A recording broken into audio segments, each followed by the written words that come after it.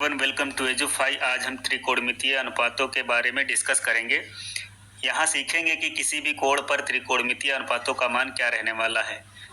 Exam में ऐसे questions examiner direct पूछ लेता है, जैसे कि सेक 45 का मान क्या होगा, तो यहाँ पर सेक 45 का मान है √2।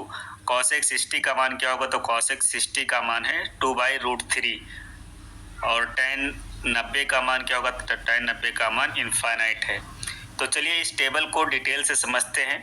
यहाँ पर थीटा का मान फर्स्ट कॉलम में 0 डिग्री है, सेकंड कॉलम में 30 डिग्री है, थर्ड कॉलम में 45 डिग्री है, फोर्थ कॉलम में 60 डिग्री है और फिफ्थ कॉलम में 90 डिग्री दिया हुआ है। यहाँ हमें इन कोणों पर साइन, कॉस, टैन, कॉट, सेक, कॉसेक का मान फाइंड करना है। तो सबसे पहले चलिए यहाँ पर हम साइन की वैल्यूज को फाइंड करते हैं। तो साइन की वैल्यूज प्रत्येक कोण पर फाइंड करने के लिए हम 0 से लेकर के 4 अंक लिखते हैं, ठीक है ना। 0 से लेकर के 4 अंकों को लिखते हैं। तो 0 हो गया, ये 1 हो गया, ये 2 हो गया, ये 3 हो गया, ये 4 हो गया। अब इनको 4 से भाग देना है, तो मैं 4 से सभी को भाग दे देता हूँ।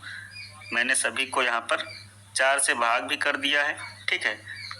अब तुम्हें एक काम और करना है, इनका सभी का रूट लेना है, वर्गमूल लेना है। तो सभी का हम क्या करेंगे, वर्गमूल ले लेंगे यहाँ पर। तो मैंने सभी का यहाँ पर वर्गमूल ले लिया है। अब ये वैल्यूज अलग अलग हों, इसके लिए हम सबके बीच हम कॉमा लगा देते हैं। तो कॉमा यहाँ पर लगा देंगे। तो यहाँ पर देखते हैं, यहाँ पर 0/4 लिखा हुआ है, ये अंडर रूट में है, ठीक है ना। तो इसका मान क्या आने वाला है, यहाँ पर अगर हम 0 को 4 से भाग करते हैं तो ये 0 ही रहेगा, ठीक है। इसको अंडर रूट में रखते हैं, अभी कॉमा लगा दिया। यहाँ पर 1 का वर्गमूल क्या रहने वाला है, 1 का वर्गमूल 1 ही होता है, तो मैं 1 लिख दूंगा। यहाँ पर 4 का वर्गमूल क्या रहेगा, 4 का वर्गमूल होता है 2, तो ये 1/2 मुझे मिल गया।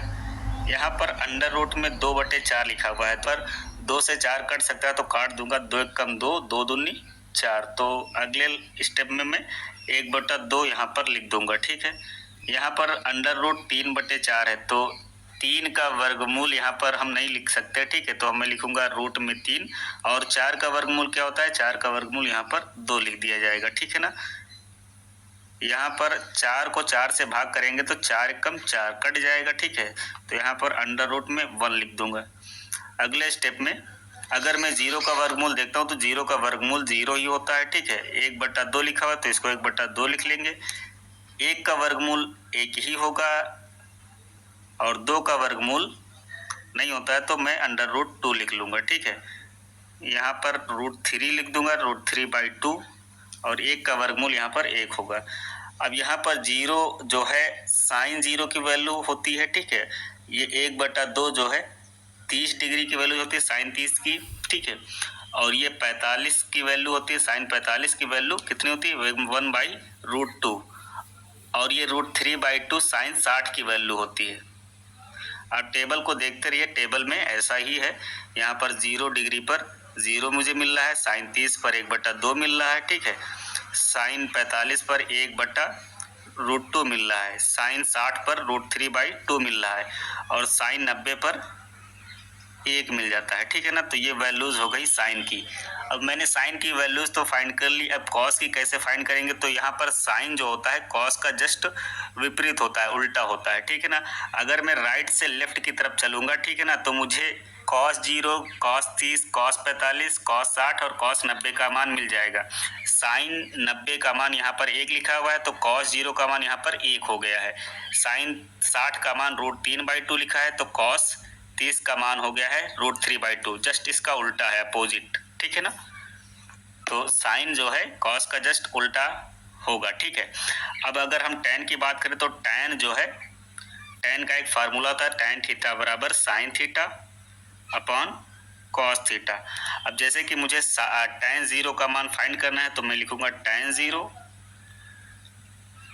यहाँ पर साइन की जगह पर साइन 0 लिखा जाएगा, साइन 0 का मान, और अब पट्टे में साइन 0 का मान और बट्टे में कॉस 0 का मान। तो साइन 0 का मान क्या है, साइन 0 का मान है यहाँ पर 0, और कॉस 0 का मान क्या है, कॉस 0 का मान है यहाँ पर 1। इसको मैं अगर भाग करूंगा 0 को 1 से तो आएगा 0, तो tan 0 का मान क्या हो जाएगा, tan 0 का मान भी 0 हो जाएगा।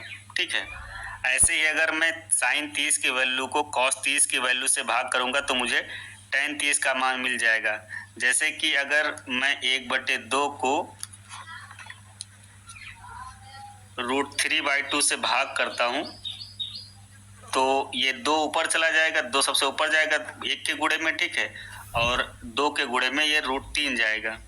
तो 2 से 2 कट गया, बचा क्या? 2 से 2 कट गया, बचा क्या? 1/√3। तो ये जो है tan 30 की वैल्यू है 1/√3। ठीक है, और ये जो tan के बाद की बात करें, ये जो cot होता है तो cot जो है tan का जस्ट अपोजिट होता है, उल्टा। ठीक है ना, tan आपने 90 तक देखा कि इनफाइनाइट है। ठीक है, तो cot 0 का मान क्या होगा? यहाँ पर इनफाइनाइट होगा।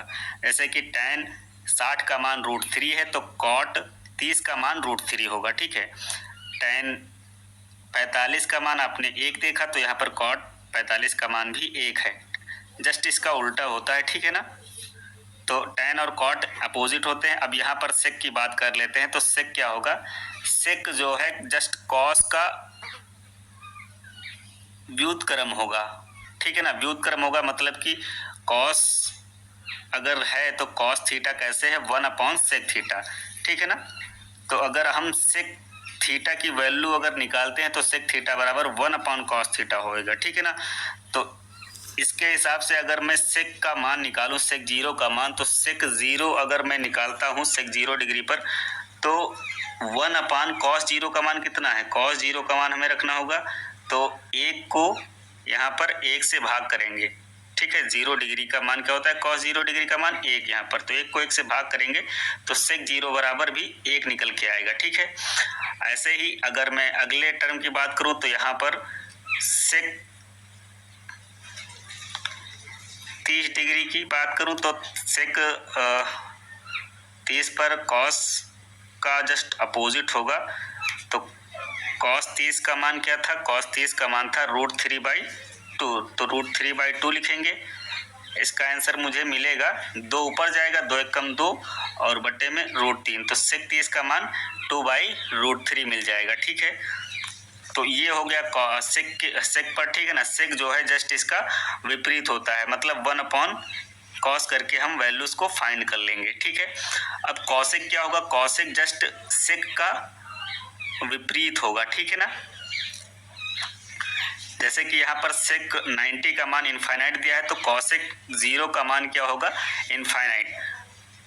sec 60 का मान जैसे 2 दिया है तो cosec 30 का मान होगा 2। ठीक है ना, sec 45 का मान √2 दिया है तो cosec 45 का मान भी √2 है। ठीक है ना, ऐसे ही अगर मैं देखता हूँ sec 30 का मान 2/√3 है तो cosec 60 का मान 2/√3 है, जस्ट इसका अपोजिट हो रहा है। ठीक है ना, यहाँ पर ये अपोजिट हो गया इसका। तो आई होप आप लोगों को ये त्रिकोणमित अनुपात की सारी अच्छे से समझ में आई होगी। अगर समझ में आया तो वीडियो को लाइक करें और चैनल को सब्सक्राइब